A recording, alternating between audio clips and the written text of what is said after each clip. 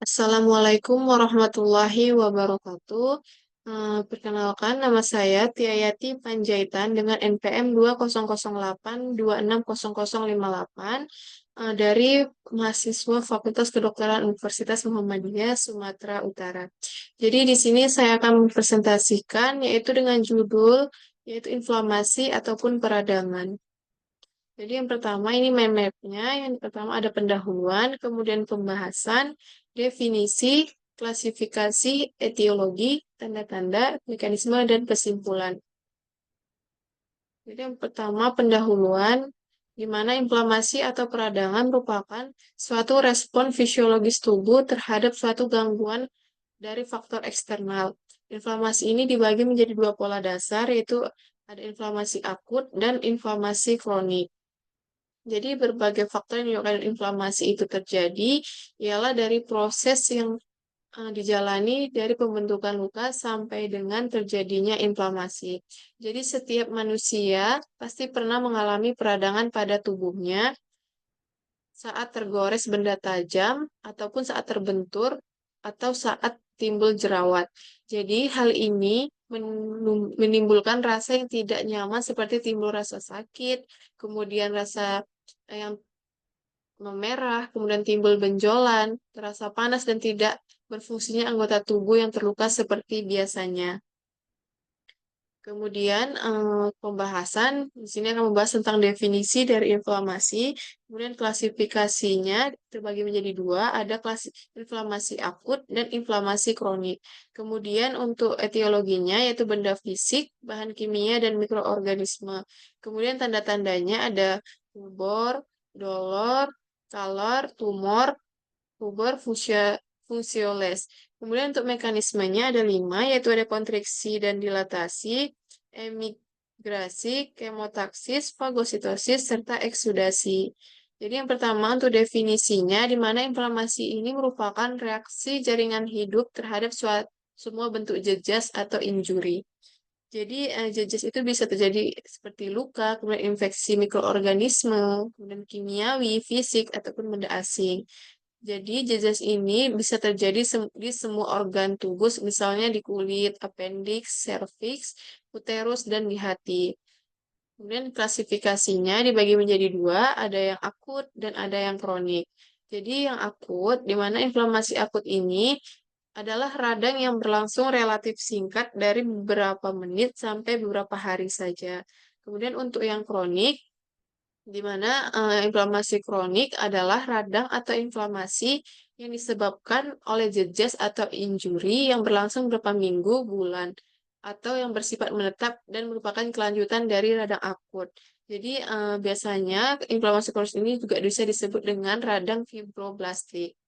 Kemudian untuk etiologinya itu dibagi menjadi berapa, ada yang eh, karena benda fisik itu seperti pisau, jarum, panah, kemudian bahan kimia yang korosif itu bisa seperti asap kuat ataupun basa kuat.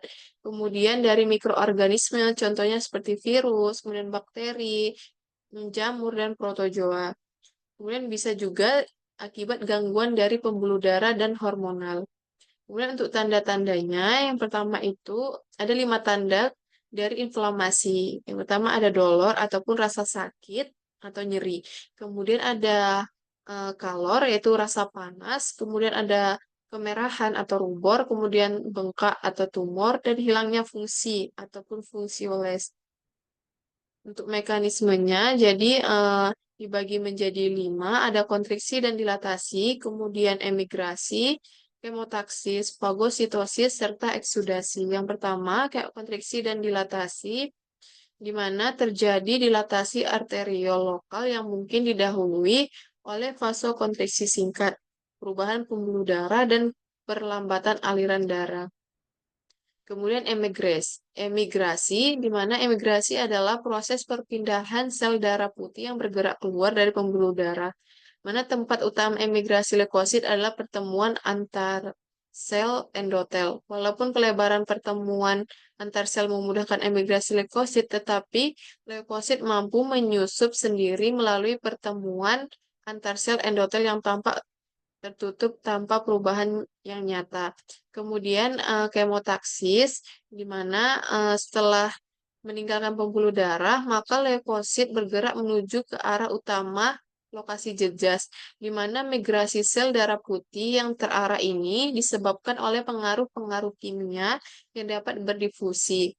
Inilah yang disebut dengan kemotaksis. Kemudian fagositosis. Jadi setelah sampai di lokasi radang, maka terjadilah proses fagositosis. Jadi meskipun sel-sel fagosit dapat melekat pada partikel dan bakteri yang tanpa didahului oleh suatu proses pengenalan yang khas, tetapi fagositosis ini akan sangat ditunjang apabila mikroorganisme diliputi oleh opsonin yang terdapat dalam serum, misalnya IgE. Kemudian setelah beberapa yang mengalami opsonisasi melekat pada permukaan, di mana selanjutnya sel fagosit sebagian besar akan meliputi partikel, sehingga berdampak pada pembentukan kantung yang dalam.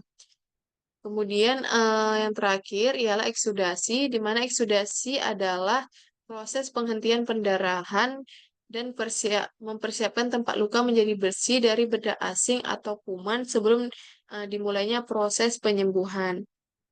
Kemudian terakhir ada kesimpulan, di mana inflamasi atau radang adalah suatu respon jaringan terhadap rangsangan fisik atau kimia yang merusak. Rangsangan ini menyebabkan lepasnya mediator radang seperti histamin, serotonin, bradikinin, prostaglandin, dan lainnya yang menimbulkan reaksi inflamasi berupa panas, kemudian nyeri, merah, bengkak, dan disertai hilangnya fungsi atau gangguan fungsi. Sehingga dapat disimpulkan bahwa inflamasi ini bukan suatu penyakit, melainkan manifestasi dari suatu penyakit, di mana inflamasi merupakan respon fisiologis lokal terhadap jaringan. Ini untuk referensi yang saya gunakan dalam bahan presentasi saya. Mungkin sekian saja yang dapat saya sampaikan. Saya ucapkan terima kasih. Semoga bermanfaat. Saya akhiri. Wassalamualaikum warahmatullahi wabarakatuh.